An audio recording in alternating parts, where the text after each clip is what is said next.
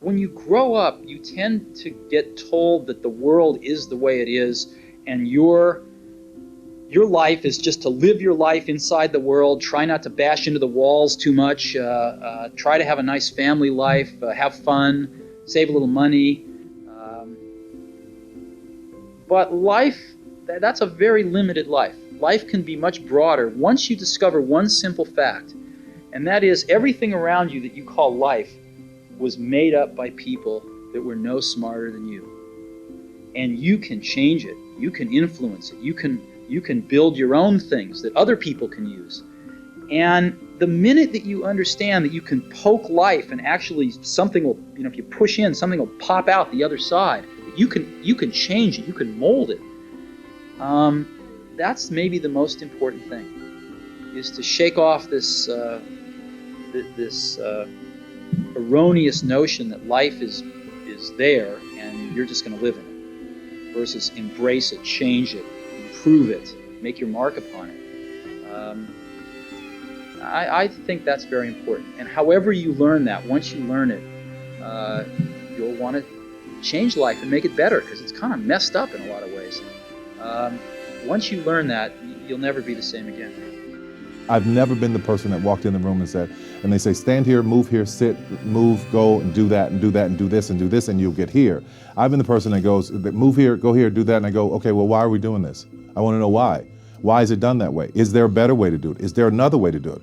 And if you tell me this is the way it's been done all of our lives, for our whole, that makes no sense to me. I've always challenged it. I'm not a rebel, but I've challenged the thinking.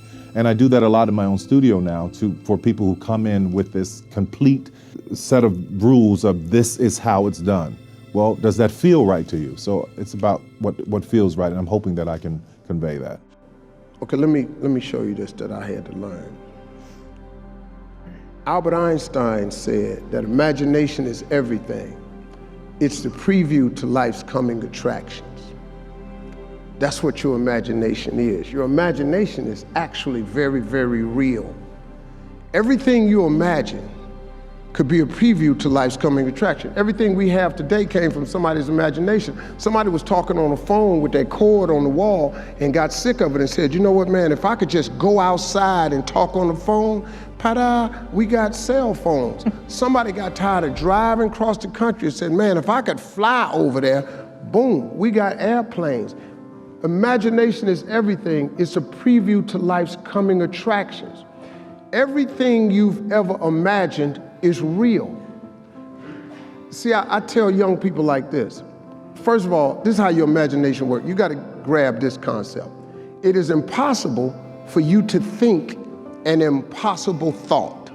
That is impossible. You can't think something that ain't possible. You ain't that smart.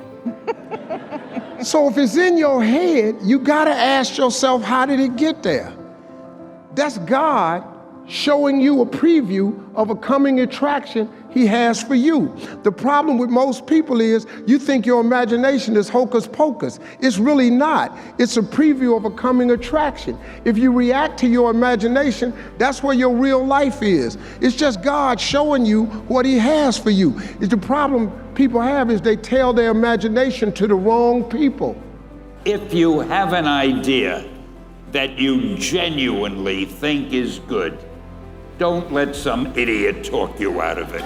The great steel magnate Andrew Carnegie, when asked the formula for success, answered, put all your eggs in one basket, then watch the basket. True happiness is not contained in what you get. Happiness is contained in what you become. Are the people I'm following going where I want to go? There's no losing, only learning. There's no failure, only opportunities. And there's no problems, only solutions. So to me, what failure is the mother of all success. If it wasn't for Michael Jordan getting cut from his 9th grade basketball team, he wouldn't have became Michael Jordan. You know, if it wasn't for, I seen an article the other day where they were talking about Oprah Winfrey and how she got fired because she wasn't good for television. You know, you got people like Walt Disney who got fired, if I'm not mistaken, from a newspaper saying he had no imagination. ¿Tú me entiendes lo que te estoy diciendo? These are the same people that I got to deal with. Tell me what's not a hit record. when you have a dream, and the dream isn't something you dream and then it happens, the dream is something you never knew was going to come into your life. Dreams always come from behind you, not right between your eyes. It sneaks up on you. But when you have a dream, it doesn't often come at you screaming in your face, this is who you are, this is what you must be for the rest of your life. Sometimes a dream almost whispers. And I've always said to my kids, the hardest thing to listen to, your instincts, your human personal intuition, always whispers, it never shouts. Very hard to hear. So you have to, every day of your lives, be ready to hear what whispers in your ear. It very rarely shouts. And if you can listen to the whisper, and if it tickles your heart, and it's something you think you want to do for the rest of your life, then that is going to be what you do for the rest of your life, and we will benefit from everything you do. I was just talking to a friend of mine, and we were talking about self-esteem. And we were talking about how we tend to base our self-esteem on what other people think. And that's not really self-esteem. Self-esteem is supposed to be how we feel about ourselves. And I was just saying how dangerous it is to allow other people to determine how you're going to feel about you.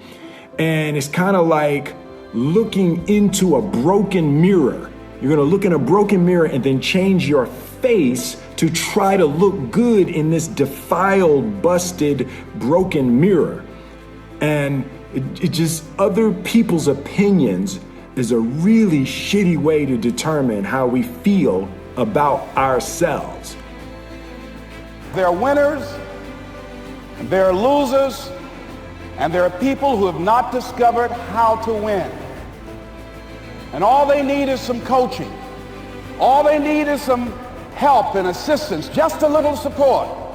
All they need is some insight or a different strategy, a plan of action to make some adjustments that will open up the key to a whole new future for them, that will give them access to the unlimited power that they have within themselves. That's all that they need. So what I want you to do is think about something you want for you, that's real for you, that's important for you, that will give your life some special meaning and power. And I don't even want you to say, I can do that. I don't want you to assume that. See, 5 years ago when I started out in this area, I would not have been able to make the mental leap that I would be up to where I am right now. I don't want you to begin to just psych yourself out. No. I want you to be able to say something to yourself that will enable you to maintain a level of integrity with yourself. That when you say this, even when you face tremendous setbacks, it will be a benchmark to keep you in the game, to keep you moving forward and experimenting and readjusting your strategy and your plan of action, continuously looking for ways to win. So what is that something? When you got an idea you want to move on, you might not have the money, you might not have the education, you might not have the support or the resources you need. What is that something that can keep us going, that will enable us to act on our dream? What's one of those keys that will begin to help us to discover the secrets to our dream? Here's what I want you to repeat after me, please, with power and conviction. Say, it's possible. It's possible. That's all I want you to do when you look at your dream. It's not enough to know what you want. You have to do what you want, to be what you want. So a writer implies in writing books. Yeah. A gardener implies in gardens. But if you, I don't know about today, but if you talk to your father, your mother, if you are from a middle class, I want to be a gardener. Your father says, oh my son, please go to the university. Yeah. Get a diploma, and you can do your gardening during the weekend, But you love plants, you love the soil, you love, But at the end of the day, you are convinced. And this is not good for the person who is being convinced and for the person who is trying to convince. You are creating this aura of frustration around them. It's nothing more pitiful to my mind than the person who wastes his life running from one thing to another, forever looking for the pot of gold at the end of the rainbow, and never staying with one thing long enough to find it. No matter what your goal may be, perhaps the road to it can be found in the very thing in which you're now engaged. You see, the average man believes some businesses are better than others, instead of realizing the truth that there are no bad businesses. There are just those people who don't know enough to see the opportunities in the work they're in. No matter what our work happens to be, it's our business. We're the manager. If there seems to be no future or opportunity in it, it isn't always because it's not there, but perhaps only because we can't see it.